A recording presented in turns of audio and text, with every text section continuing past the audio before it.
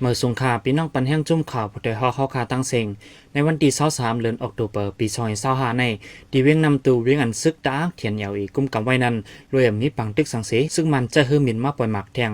ในเดือนออกตุลาปี2025ในก้วยอ่ำย่อมหาปอกเย้าลองในเฮ็ดให้ก้นเมืองยาจากหมักลูตายมันเจ็บอ่ำย่อม14ก่อขึ้นก้นเมืองเลยหงเห็นวัดว่าเจอในก่อเลยลูกไกวกว่าในค่ะในวันที่23มื้อว่ายามกลางค่ำหมอก8:30ไปในซึกมันปล่อยหมักแทงสิลูกดีเวียงนำตูหมักตกใส่ในปอกตาลาปอดเล็กเปียตองจอมเจอดีเฮินลือซึกภูมิจันซึกมันเมืองตั้งอันซึกมันปล่อยหมาปอกในแต่อำตื้อยากก้นเมืองหมัดเจ็บเสตาลองลูซุ่มเฮินเยแต่มีอยู่กำพองในค่ะ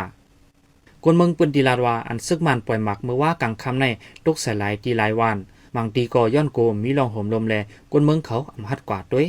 ย้อนนั้นลองลูซุ่มแต่ต่อถึงมาในยังไปเลยหุดเดียดโตในค่ะ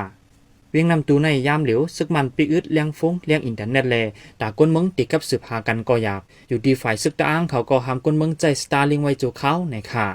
ไว้สีซึกมันยึดไหลขึ้นเวียงสีปอเยายามเหลียวฝ่ายซึกมันสืบแถมแห้งซึกกว่าตั้งวันตาเตเพียหอดถึงเจอมือวานจอมเสียนตั้งสีปอนำตู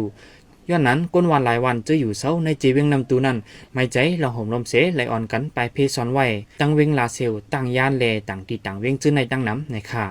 ปนมาเมื่อวันที่22เดือนออกตุลาปี2025ในก่อในเจเวงจอกแม้เมืองหลวงที่มันจันเอิงต่อสังนั้นก่อย้อนซึกมันจะเฮือหมินปล่อยหมัก2ลูกแลเฮ็ดให้คนเมืองยาจากหมักหมัดเจ็บ3ก่อในนั้นปลาดุอ่อนก่อ1ในค่ะ